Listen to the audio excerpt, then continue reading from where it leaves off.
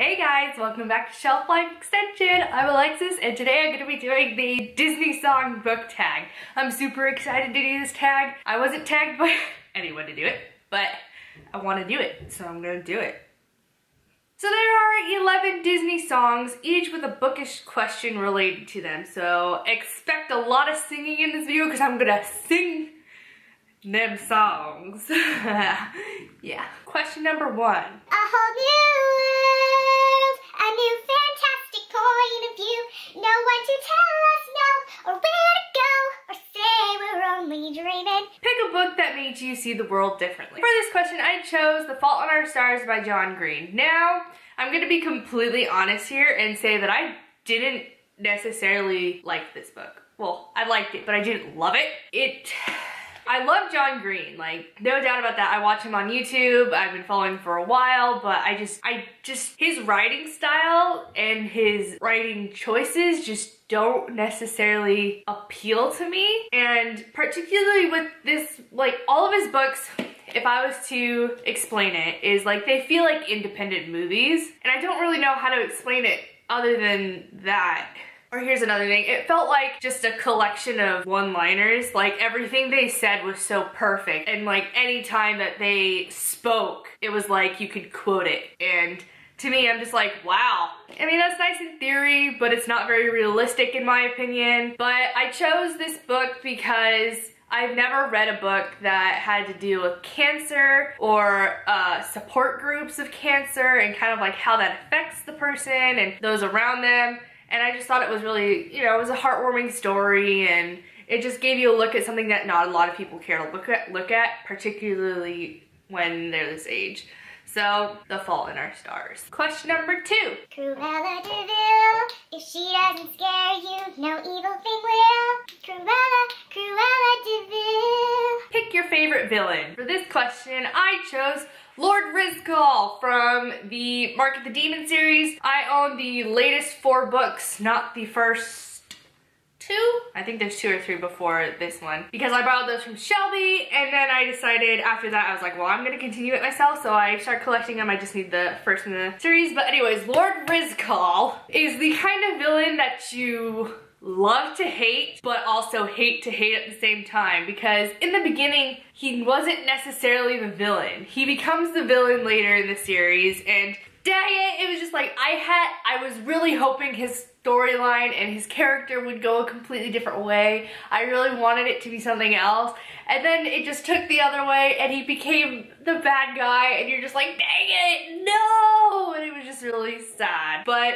he is such a douche, and he's just but so this series focuses around a girl named Cara Gillian. She works with the FBI task force, and she also has arcane abilities, so she can summon demons. And during one such summoning, when she was trying to summon a lower level demon, she accidentally summons a lord, which just, whoa, nobody in their right mind should be able to do that. And 2, you just shouldn't do that because they'll just kill you. He decides not to kill her. And so that's when everything starts, and he's in all the books, and it's just, I love to hate him and I hate to hate him, and it's just so conflicting, and I'm so confused, but I love it, and I'm pretty excited for when the next book comes out, which is sometime this year. But yes, Lord Rizcal is my favorite villain. Question number 3. At least out loud, I won't say I'm in love. Sha-la-la-la-la-la.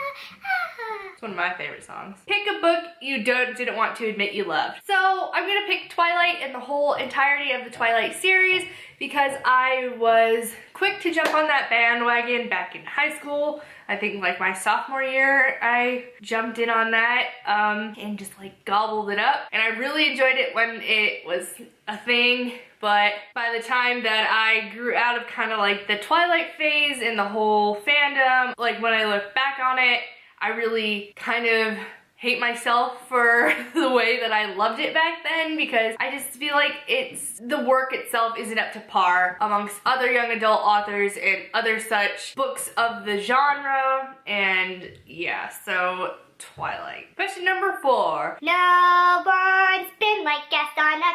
like Gaston. No one's got a small cleft in his chin like Gaston. As a specimen, yes, I'm intimidating. My, what a guy, Gaston. I was totally off key, but that's okay. So funny. Pick a character that you couldn't stand. And I'm gonna talk about this because I haven't mentioned it before. Jurassic Park by Michael Crichton.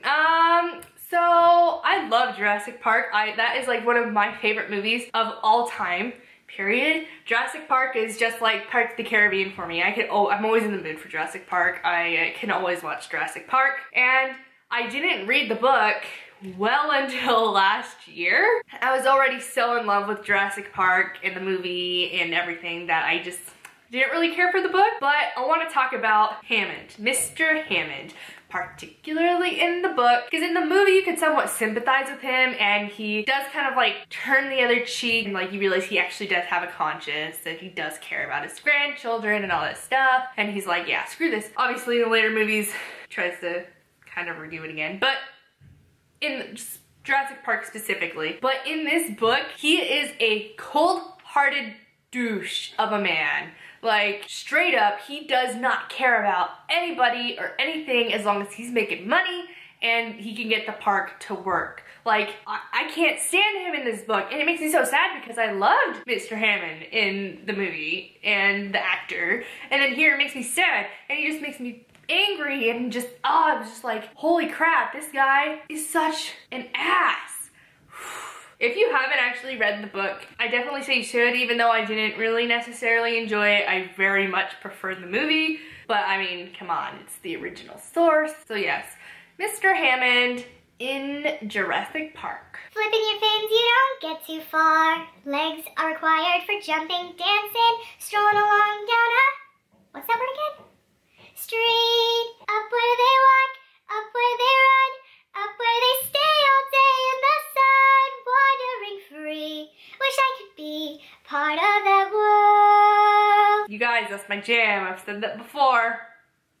Pick a book set in a universe you wish you could live in. And I mean, Harry Potter. But then again, if I was a muggle, that would suck. Or Chronicles of Narnia. But again, if I couldn't go to Chronicles of Narnia, that would suck. Or I could just do the cop-out and say Pride and Prejudice. Bring me back to 1800s England. Yes, But like strictly universe, I just want to live in a world where vampires and werewolves and things were real. And that encompasses a lot of books. Number 6. A dream is a wish your heart makes when you're fast asleep. In dreams you will lose your heartaches. Whatever you wish for, you keep. I'm gonna keep it at that because I don't actually know all the words.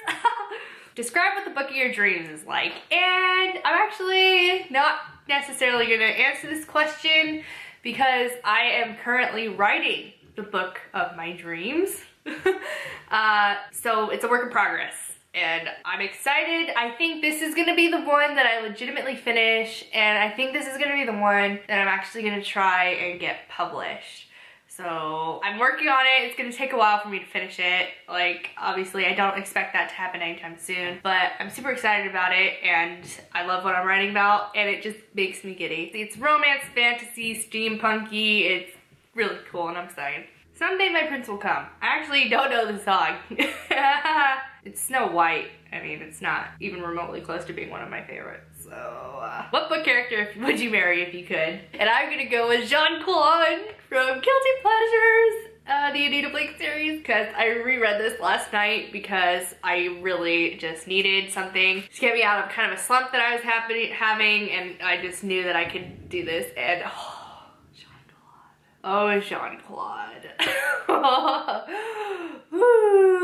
French vampire with curly black hair and crazy blue eyes and just tall, masculine, open flowing lace shirts. I would be his human servant. Oh, so fast. Number 8. And at last I see the light, and it's like the fog is lifted. And at last I see the light, and it's like the sky is new, and it's warm and real and bright, and the world has somehow shifted. I'm not having a good day. All at once, everything looks different now that I see you. book that changed your life. And I'm gonna have to go with The Winter Sea by Susanna Kersley because I never read a book like this before. It was so different from what I'm used to, and it was just so life-changing for me because now I know who Susanna Kersley is. I love her books, I love her writing style, and now she's just like one of my favorite authors, and this just completely turned me on to exploring more adult fiction.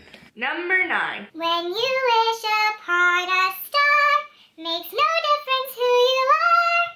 Anything your heart desires will come true. Pick a book you wish you could reread for the first time. And for this I chose Pride and Prejudice. You know, when you first read something, you're just like, oh my gosh. And even though I still kind of get the feels when I read it now, it would just be really interesting to reread it as my first time all over again.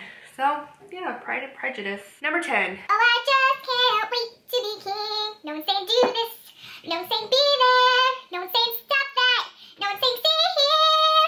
We can run around all day. Free to do it all my way. Pick a book with some kind of monarchy in it. In this, I'm gonna go with Throne of Glass by Sarah J. Maas because obviously there's kings and princesses and stuff like that in the story. And yeah, it's a good book, so you know, you should get on it if you haven't. Number 11. Have you ever heard the wolf cry to the blue corn moon? Or asked the grinning bobcat why he grins? You need to sing with all the voices of the mountains. Can you paint with all the colors of the wind?